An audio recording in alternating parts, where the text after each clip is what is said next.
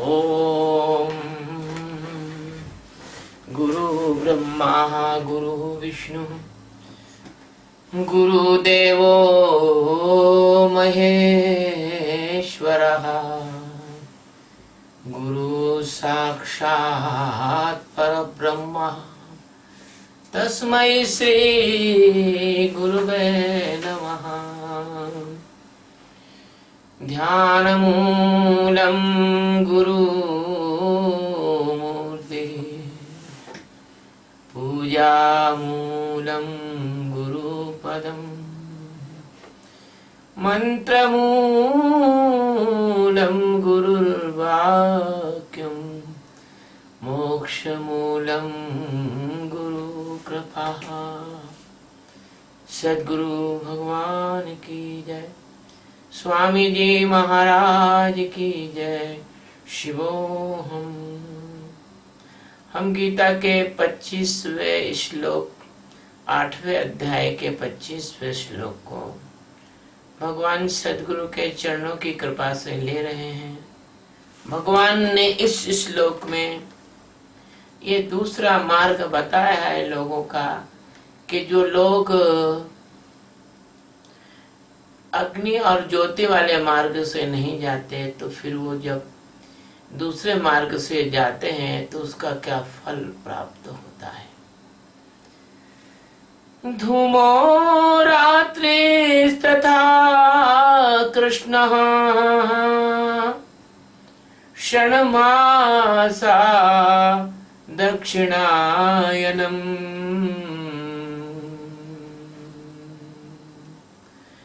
तत्र चंद्रमसं ज्योति योगी प्राप्य निवर्तते।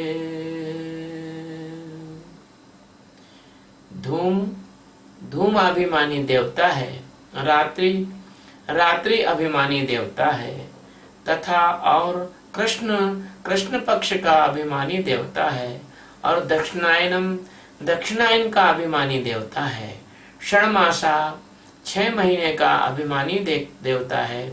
तत्र उस मार्ग से मरकर गया हुआ योगी यानी सकाम कर्म करने वाला योगी उपयुक्त देवताओं के द्वारा क्रम से ले जाया हुआ चंद्र समम चंद्रमा की ज्योति को प्राप्त होकर स्वर्ग का फल शुभाशुभ कर्मों को भोग कर वापिस आ जाता है। इसका शाब्दिक अर्थ है और इसका टोटल अर्थ है धूमाभिमानी देवता है, रात्रि अभिमानी देवता है तथा कृष्ण पक्ष का अभिमानी देवता है और दक्षिणायन के 6 महीनों का अभिमानी देवता है। उस मार्ग से मरकर गया हुआ सकाम कर्म करने वाला योगी उपयुक्त देवताओं के द्वारा क्रम से ले जाकर चंद्रमा की ज्योति को प्राप्त होकर और उस स्वर्ग में अपने शुभ कर्मों को भोग कर वापिस आ जाता है। ये इसका शाब्दिक अर्थ हुआ। भगवान क्या कहते हैं? सद्गुरु सच्चिदानंद परमात्मा भगवान श्री कृष्ण जो सबसे बड़े सद्गुरु हैं और अनंत अनंत कोटि आकाश गंगाओं के मालिक हैं, स्वामी हैं, उनके ही शरीर में के एक छोटे से अंग में, एक छोटे से अंश में अनंत अनंत कोटि आकाश गंगाएं व्याप्त हैं और अनंत अनंत कोटि ब्रह्मांड जिनका कोई पारोवार नहीं है वो व्याप्त हैं। वो आधार है, अधिष्ठान है, आदे हैं, मालिक है, सब कुछ है। भगवान श्री कृष्ण का यह वचन इतना सरल नहीं जितना कि पंडितों ने, भाषा विज्ञानियों ने यहाँ इसको भाषा को अर्थ कर दिया। इतना घुमा दिया कि सामान्य आदमी की तो खोपड़ी चकरा जाएगी, वो समझ ही नहीं पाएगा कि क्या रहे हैं भाई। ये धूम अभिमानी देवता है, धूम है, अभिमानी भी है और देवता भी है। वाह वाह, क्या बात कही है, क्या अर्थ किया है। रात्रि अभिमानी देवता है, कृष्ण पक्ष अभिमानी देवता है, दक्षिणायन अभिमानी देवता है। अरे कुछ समझ में आ रहा है? किसी के समझ में नहीं आएगा ये बात कि क्या कहना क्या चाहते हो आगे। 6 महीने का अभिमानी देवता है, ऐसा अर्थ नहीं है इसका। इसका अर्थ अपने को जो 24वें श्लोक में हमने बताया उस हिसाब से इसको लेना होगा। एक तरफ अग्नि, जब ज्ञान की अग्नि प्रज्वलित होती है, ज्ञानाग्नि दग्ध कर्माणि, तो उस अग्नि से ज्योति उत्पन्न होती है, तो जीवन में शुद्धता आती है, शुक्लता आती है। और दूसरी तरफ अगर ज्ञान की ज्योति ना हो और आपका जीवन ऐसा जल रहा है जैसे लकड़ी जलती है तो धुआं निकलता है, लकड़ी जलती नहीं है। मैं ऐसी जली कोयला भई न राख, ऐसी तुम्हारी जिंदगी है, ना तो कोयला बनती है ना राख बनती है, बस धुआं बन जाती है। तो इस प्रकार का जो धुआं धुआं तुम्हारा जीवन है, जिसमें ना तुमको ये आंखों में जब धुआं भरा हो तो कुछ समझ नहीं पड़ती है, कुछ दिखता नहीं है, सब कुछ धुंधला हो जाता है। फेफड़ों में जब धुआं भरा हो तो दम घुटने लग जाता है, आदमी बाहर भागने की कोशिश करता है, लेकिन वो तो बाहर भाग जाता है। ये धुएं बाहर के धुएं की बात है, लेकिन अंदर का धुआं तो तुम्हारा ऐसा है कि तुम बाहर भी नहीं भागते, उस धुएं को छोड़ते भी नहीं। वो धुआं तुम्हें प्रीतिकर लगता है, वो धुआं तुम्हें प्यारा लगता है, उस धुएं में तुम्हें मजा आता है। एक छोटी सी बात है, किसी सिगरेट या बीड़ी पीने वाले से पूछो तो तुम्हें बताएगा कि वो धुएं में कितना मजा आता है।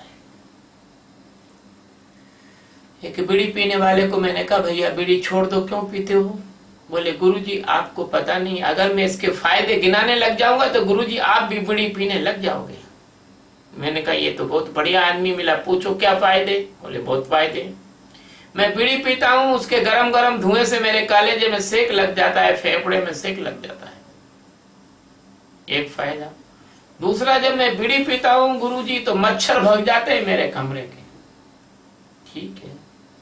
दूसरा, तीसरा फायदा, बोले गुरुजी जब मैं बीड़ी पीता हूं तो मैं बीड़ी पीता हूं तो मेरे बीड़ी पीने से जो बीड़ी के पत्ते तोड़ने वाले मजदूर से लेकर तो तंबाकू उगाने वाले किसान से लेकर तो तंबाकू को ठीक ठाक करने वाले, जो तंबाकू का शोधन करने वाले जो फैक्ट्री वाले, उनको, उनके मजदूर को लेकर के तो बीड़ी बनाने वाले छोटे छोटे मजदूर भी मेरी इस बीड़ी पीने से पलते हैं। मैंने कहा, वाह, और बताओ? बोले, और बताता हूं कि इससे मुझे हो जाती है खांसी, जब बीड़ी पीता हूं तो रात भर खांसता हूं तो घर में चोर नहीं आते, पुलिस की कोई जरूरत नहीं रहती। मैंने कहा, और बताओ? बोले, और बताऊं? बोले, हाँ, जब मैं बीड़ी पीता हूं तो रात में जब बीड़ी पीता हूं और बीड़ी पीने के बाद पानी पीता हूं तो मेरा डाइजेशन भी बढ़िया रहता है और मेरा ब्लड सर्कुलेशन भी बढ़िया रहता है, मेरा खून गाढ़ा नहीं होता, मैं खूब पानी भी पीता हूं इससे। वाह यार, और बताओ भाई बीड़ी पीने के फायदे? बोले, महाराज और क्या क्या फायदे गिनाऊं बीड़ी पीने के? बीड़ी जब मैं पीता हूं महाराज जी, तो बीड़ी जिस शान से मैं पीता हूं तो मुझे ऐसा लगता है कि जैसे मैं भोलेनाथ के पास चला गया हूं, क्योंकि भोलेनाथ चिलम पीते हैं और मैं बीड़ी पीता हूं, दोनों में हमें समानता है।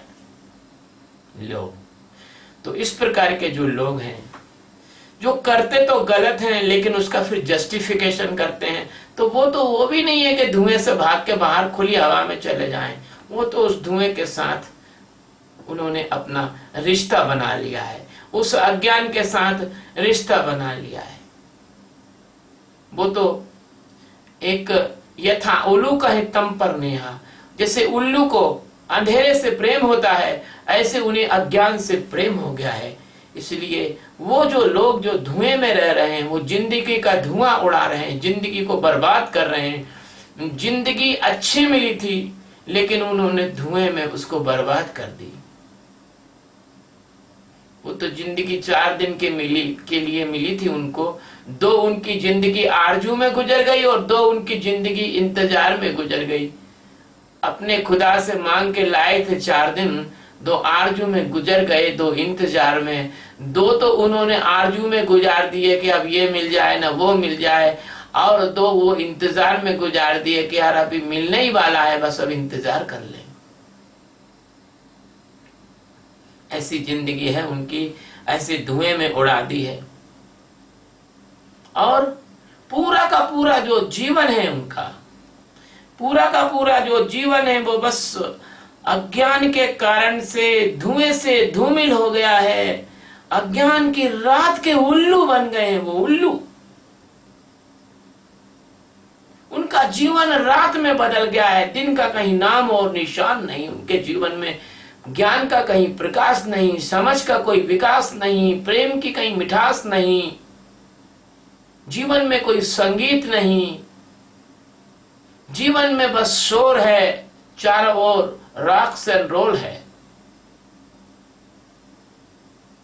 आपने देखा ना, एक नया संगीत चला है, रॉक संगीत। ऐसा लगता है जैसे सैकड़ों पत्थर गिर रहे, कड़कड़ कड़कड़ भड़बड़ भड़बड़। ऐसे जीवन उनका कड़कड़ भड़बड़ में हो गया है। पूरा का पूरा जीवन रात में गुजर गया है। वो नाइट वॉचर है, वो नाइट मूवर है, वो रात में घूमते हैं, उनको दिन से कोई लेना नहीं देना नहीं। वो एक गीत था ना, बंबई से आया मेरा दोस्त, दोस्त को सलाम करो, रात भर खाओ पियो और दिन भर आराम करो। तो वो रात भर जो है पब में, डिस्को में और न जाने कहां कहां क्लबों में रात भर घूमते हैं। सुबह आते हैं 4-5 बजे, आके सो जाते हैं, फिर शाम को उठते हैं। उनके पास कोई जिंदगी का दूसरा कोई चारा नहीं है। ऐसा नहीं कि कोई अमीर ये काम करते हैं, ऐसा गरीब भी करते हैं।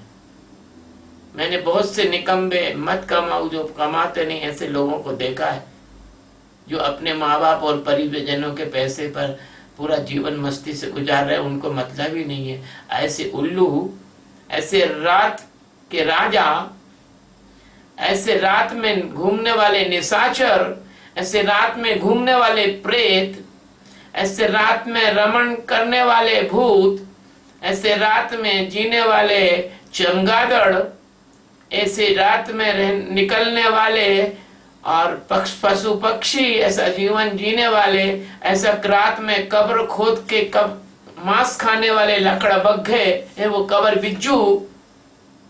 ऐसे जो लोग हैं, इनकी जिंदगी जानवरों की तरह जो अपनी जिंदगी को गुजार रहे हैं, इनके लिए भगवान ने श्लोक बोला है कि धूमो रात्रि तथा कृष्णा।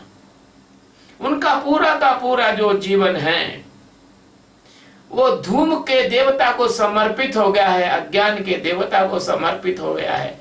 उनका पूरा का पूरा जीवन रात्रि के देवता और रात्रि की देवियों को समर्पित हो गया है।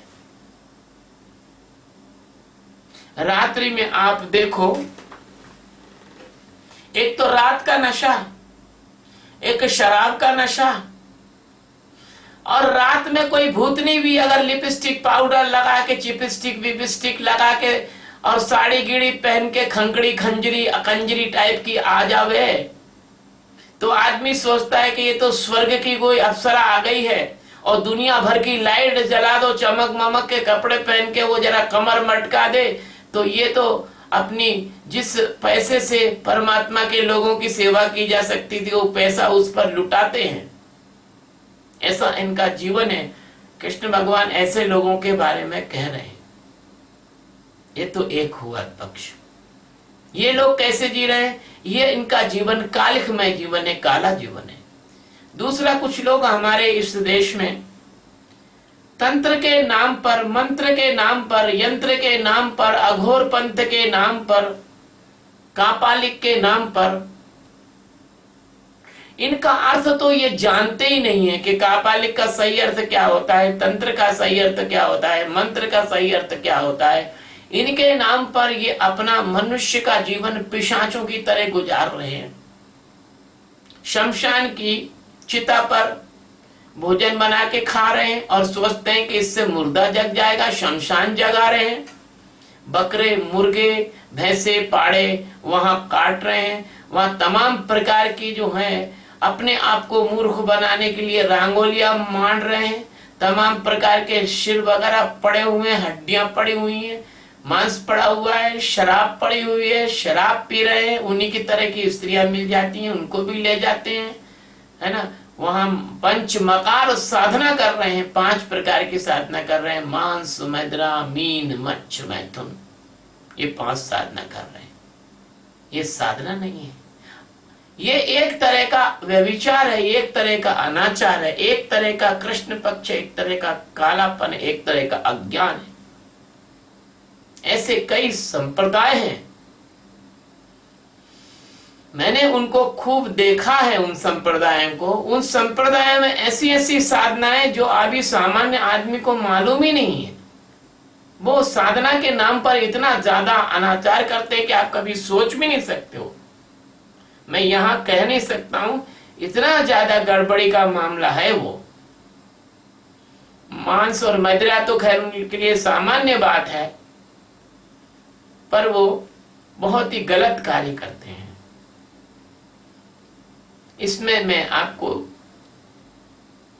काले तांत्रिक, काले कपड़े पहनने वाले, काले जादू वाले, इस प्रकार के जो लोग होते हैं, वो लोगों के भय का फायदा उठाते हैं, वो लोगों की कामना का फायदा उठाते हैं, वो लोगों की मजबूरी का फायदा उठाते हैं, वो लोगों की परेशानी का फायदा उठाते हैं, वो लोगों की अपाहिज होने का फायदा उठाते हैं, वो लोगों को अत्यंत त्रस्त होते हैं उसका फायदा उठाते हैं, उनको लूटते हैं, हर तरह से उनका दुरुपयोग करते हैं, हर तरह से उनका शोषण करते हैं, हर तरह से उनका दमन करते हैं। ऐसे जो लोग हैं वो इस दक्षिणायन के सबसे नीचे कदम पर जीने वाले लोग हैं, और अपने आप को ऐसी ऐसी क्रिया करके लोगों को डराते हैं कि लोग आश्चर्यचकित हो जाते हैं। ऐसे ऐसे टोटके करते हैं, ग्लिसरीन का पानी लेंगे, फास्फोरस का चूर्ण लेंगे, लकड़ी पे छिड़क देंगे, पानी छिड़केंगे, कमंडल में से आग लग जाएगी, जनता को बताएंगे कि देखो हम कितने बड़े तांत्रिक हैं, देखो हमने आग लगा दी। दो लोगों को युक्तियों से लोगों के बारे में पता लगा के फिर उनको कहते हैं, तो लोग कहते हो ये तो बड़े जानकार हैं, हमारा भूत भविष्य वर्तमान सब जानते हैं। गुफा, जमीन में गड्ढा खोद कर योग के नाम पर वहां पर समाधि का प्रदर्शन करते हैं, फिर 8 दिन समाधि लगाने के बाद 90 दिन से भीख मांगते, चंदा इकट्ठा करते हैं गांव में से।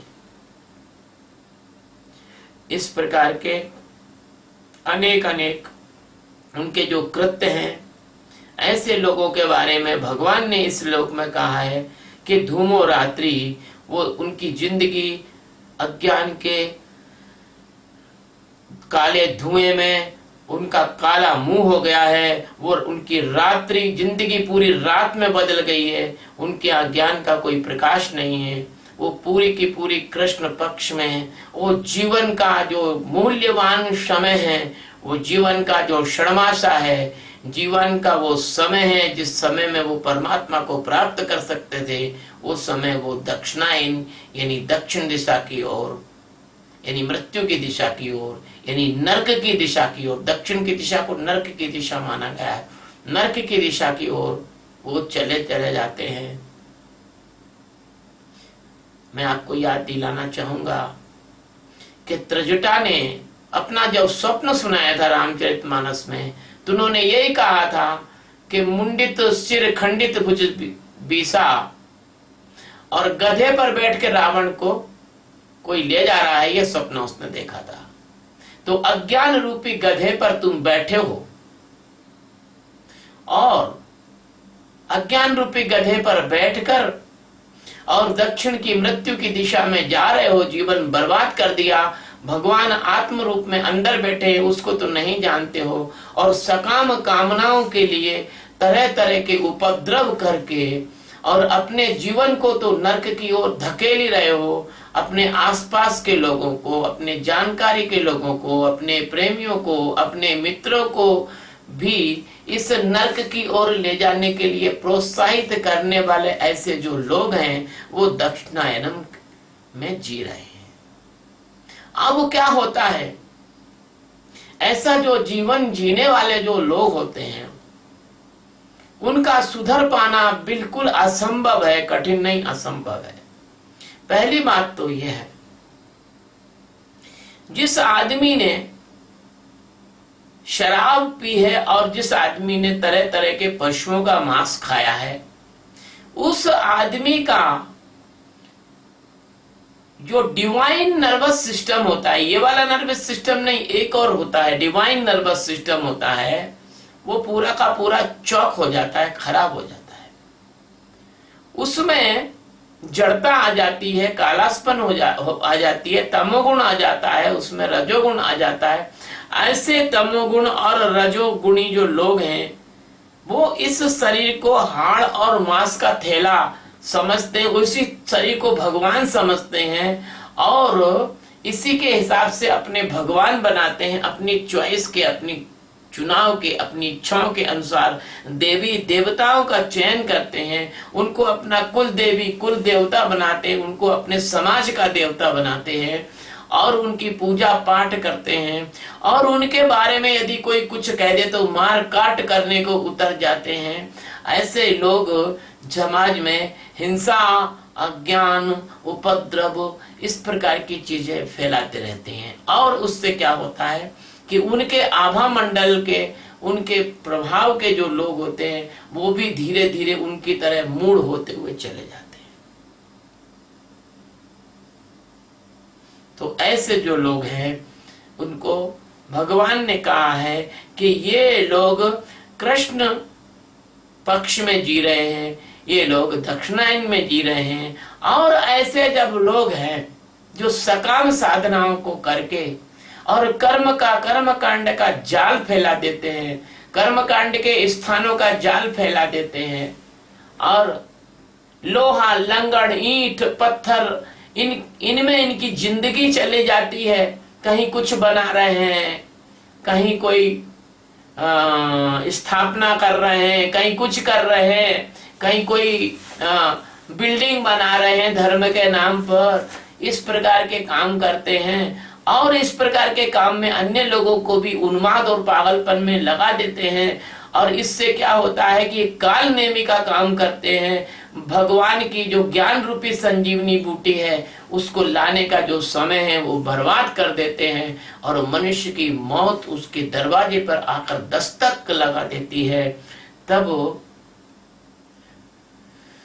ऐसे लोगों को एक झीनी सी आशा रहती है। वो सोचते हैं कहीं कोई, जैसे कोई पागल होता है, जो कोई भिखारी होता है, कोई होता है और कहीं कोई कुछ बांट रहा होता है तो दौड़ के वो वहां इकट्ठे हो जाते हैं।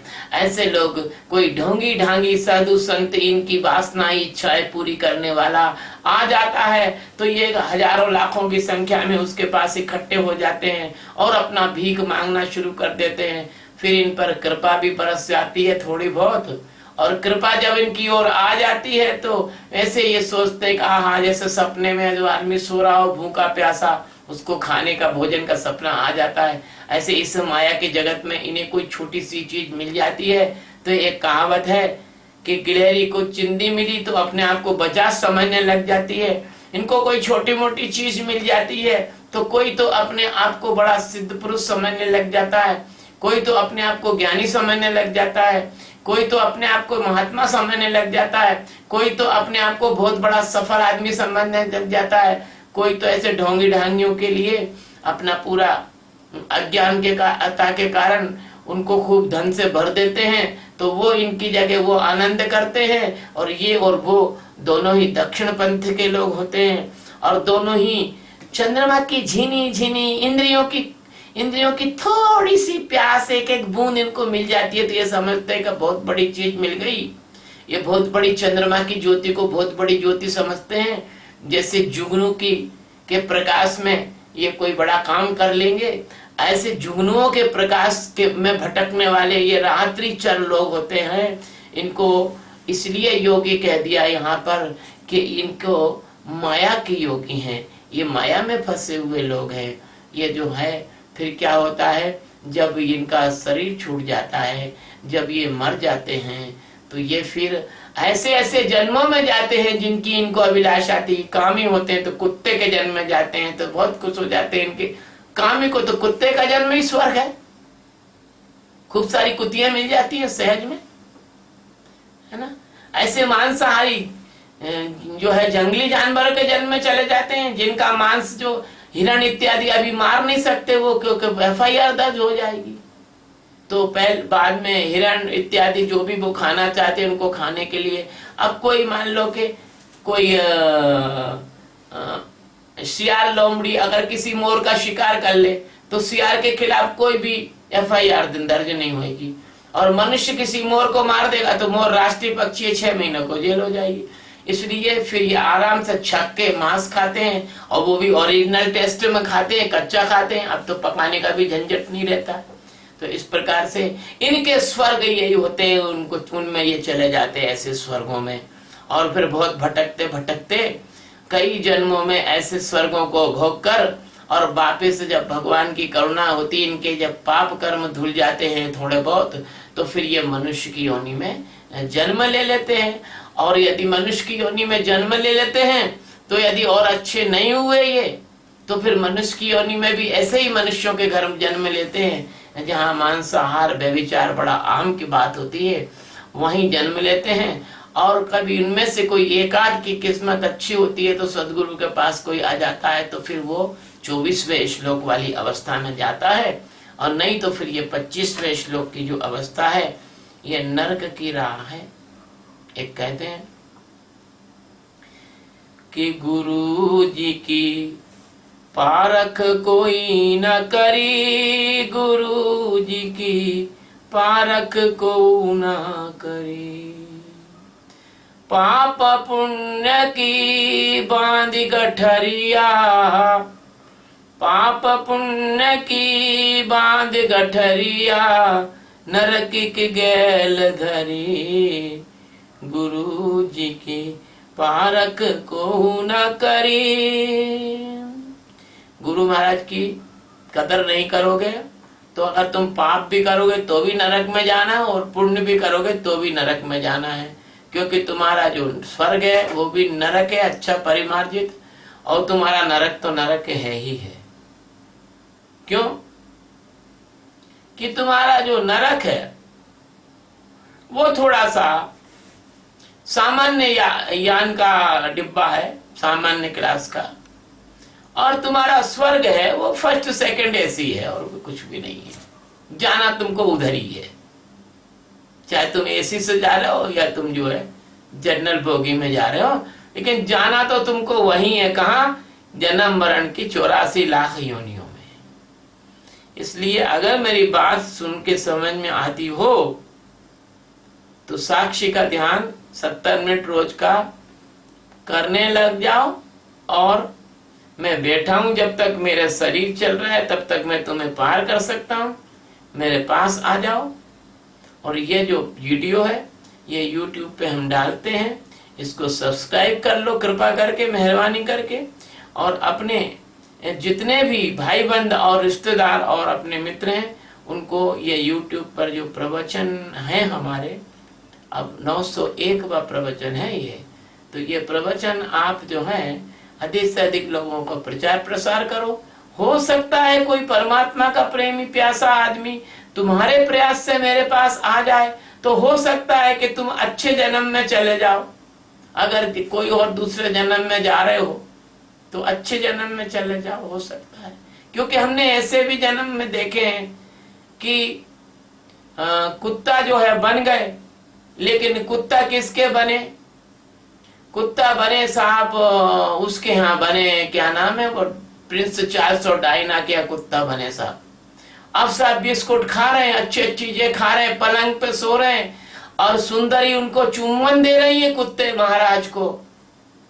अगर अच्छा कुत्ता भी बनना है तो फिर मेरी शरण में मेरे पास आना ही पड़ेगा तुमको। अच्छा जन्म सुधारना है तो अच्छा गधा बनना है मान लो, तो धोबी का गद्दा बनोगे तो थोड़ा फायदे में रहोगे। कुमार का गद्दे बनोगे तो मिट्टी धोगे, धोबी का गद्दा बनोगे तो बढ़िया कपड़े धोगे। कोई एक आध कपड़ा भी चबा लोगे तो धोबी जरा मारेगा नहीं कम।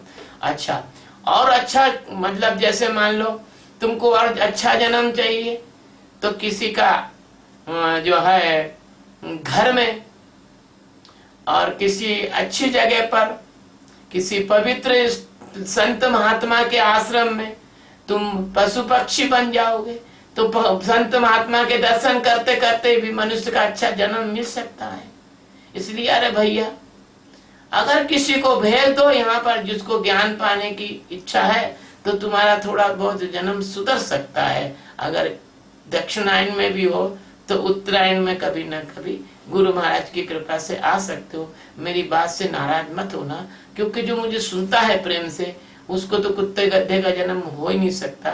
क्योंकि जो मुझे प्रेम से सुनेगा, जो मेरे प्रवचनों को ध्यान से सुनेगा, वो तो मनुष्य से परमात्मा की ओर जाएगा, मनुष्य से नीचे की योनियों में कभी नहीं जाएगा।